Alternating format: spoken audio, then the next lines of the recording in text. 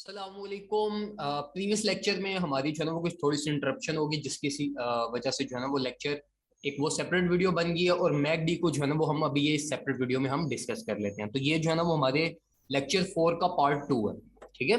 अच्छा, अब हमने आरएसए को डिस्कस कर लिया, हमने वॉल्यूम को डिस्कस कर लिया। अब हम जरा डिस्कस करते हैं अपने मैक डी को। ठीक है। अब ये मैक डी हमारे पास होता है मूविंग एवरेज कन्वर्जेंस डाइवर्जेंस। ठीक है। ये आपको बताता क्या है? ये आपको बताता है मार्केट का मोमेंटम।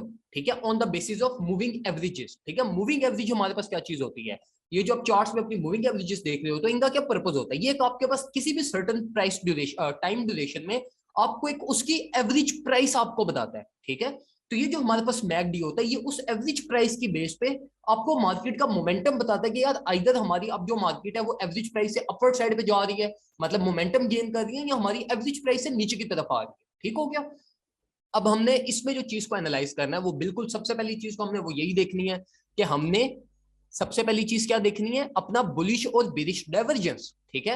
अगर आपकी जो प्राइस है वो डाउनवर्ड साइड पे आ रही है, सॉरी आपकी अगर जो मैकडी है वो डाउनवर्ड साइड पे आ रही है और आपका जो प्राइस एक्शन है वो अपवर्ड साइड पे जा रही है, तो ये हमारे पास क्या चीज है?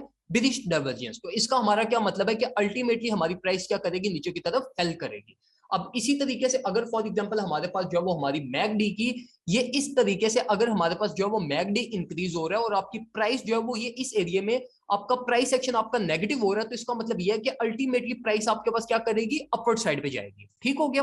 अब मैकडी में आपने बुलिश और बेरिश डाइवर्जेंस को आइडेंटिफाई कर लिया। इसके बाद ना ये आपके पास कुछ मूविंग एवरेजेस हैं। अब इसमें आपके पास जब भी ये ब्लू लाइन इंटरसेक्ट करती है ना आपकी येलो लाइन को, तो ये हमारे पास होती है बुलिश डाइवर्जेंस। और इसी तरीके से जब ये आपकी ब्लू लाइन डाउनवर्ड साइड पे येलो लाइन को इंटरसेक्ट करती है, तो ये हमारे पास होती है बिरिश, मतलब ये बिरिश मार्केट मोमेंटम हमारे पास होता है। तो इस चीज को भी आप एनालाइज करते हो और अब मैकडी में इसको भी आप एनालाइज करते हो। ठीक हो गया।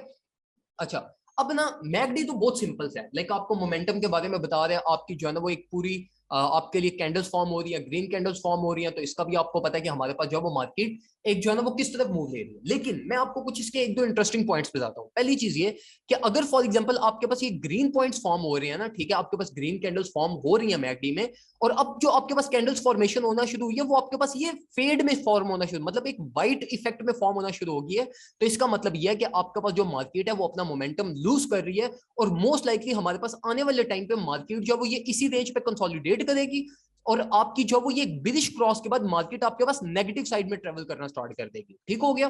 तो आपने जो दो से तीन चीजें इसमें आइडेंटिफाई कर रही है वो क्या कर रही है? सबसे पहली चीज तो ये बुलिश और बिरिश डाइवर्जेंस। सेकंड नंबर पे आपने ये क्रॉस को इंपैक्ट देखना है कि आपके पास बुलिश क्रॉस हो रहा है या बिरिश क्रॉस आपके पास हो रहा है। थर्ड नंबर पे आपने क्या करना है कि अगर फॉर एग्जांपल हमारे पास ये ग्रीन कैंडल्स फॉर्म हो रही है, मार्केट हमारे पास पंप कर रही है और ऑल ऑफ सडन आप देख लो कि हमारे पास ये जो है ना वो फेडेड कैंडल्स फॉर्म होना स्टार्ट हो गई है, तो इसका मतलब हमारे पास क्या है कि अब जो आपकी मार्केट है वो मोस्ट लाइकली एक साइडवेज मूवमेंट लेगी और मार्केट में करेक्शन आपकी हो सकती है और मोस्ट लाइकली यहां से अब जो है वो आपके पास मार्केट नेगेटिव मैकडी में ट्रेवल करना स्टार्ट कर देगी। ठीक हो गया। अच्छा, अब ये होगी आपके पास वॉल्यूम भी, आरएसआई भी और मैकडी भी। अब ना आपने करना क्या है? अब आपने करना ये है कि आपने इन तीनों को आपने साइमल्टेनियसली यूज करना है। लाइक आप वॉल्यूम को आप इग्नोर नहीं कर सकते, आप आरएसआई को इग्नोर नहीं कर सकते, आप मैकडी को इग्नोर नहीं कर सकते। फॉर एग्जाम्पल आप जो है ना वो ट्रेड सेटअप बनाना चाहते हो, ठीक है, आपने मार्केट में जो है ना वो एंट्री लेनी है। ठीक है। अब एंट्री लेने के लिए आपने सबसे पहले देख लिया जी आरएसआई को, आपने देख लिया जी मैकडी को, अब आपने देखना है वॉल्यूम को। तीनों को एनालाइज करो, तीनों पे देखो। फॉर एग्जाम्पल आपके पास जो है ना वो आपके वॉल्यूम में आपकी जो है ना वो बुलिश डाइवर्जेंस हो रही हो, आपकी आरएसआई में बुलिश डाइवर्जेंस हो रही हो, लेकिन हो सकता है आपकी जो मैकडी है वो बिल्कुल एक नॉर्मल स्टैंडर्ड चल रही है। ठीक है। तो अब आप मार्केट में सेफ हो एंट्री लेने के लिए। लेकिन अगर आपके पास कोई ऐसी पॉसिबिलिटी है जिसमें आपके पास ये चीज हो रही है कि आपकी जो है ना वो लाइक आपकी जो आपकी फॉर एग्जांपल आपने लॉन्ग पोजीशन ओपन करनी है और आपका वॉल्यूम भी डिक्रीज कर रहा है, आपकी आरएसआई भी डिक्रीज कर रही है और आपका जो मैकडी है वो बुलिश है, तो आपने एंट्री नहीं लेनी। आपने इन तीन में से एटलीस्ट दो को कंफर्म करना है, इनकी कंफर्मेशन दो की एटलीस्ट कंफर्मेशन लेनी है और उसकी बेस पर आप एंट्री ले सकते हो। अगर आपको कोई एक जो टेक्निकल है वो आपको लॉन्ग का सिग्नल प्रोवाइड कर रहा है और बाकी दो आपको सेल के सिग्नल प्रोवाइड कर रहे हैं, तो आपने मार्केट में एंट्री नहीं लेनी। इसी तरीके से अगर फॉर एग्जांपल आपके पास ये सिनेरियो और तीनों आपको जो है वो बाय का सिग्नल प्रोवाइड कर रहे हैं, तो फिर ये एक आपके पास कंफर्म मूव होता है कि जिसकी बेस पे आप मार्केट में क्या कर सकते हो? एंट्री ले सकते हो। तो ये हमारे पास थी आरएसआई, मैकडी और हमारी जो वॉल्यूम जिसको आप यूज करते हुए मार्केट में आप ट्रेडिंग करते हो।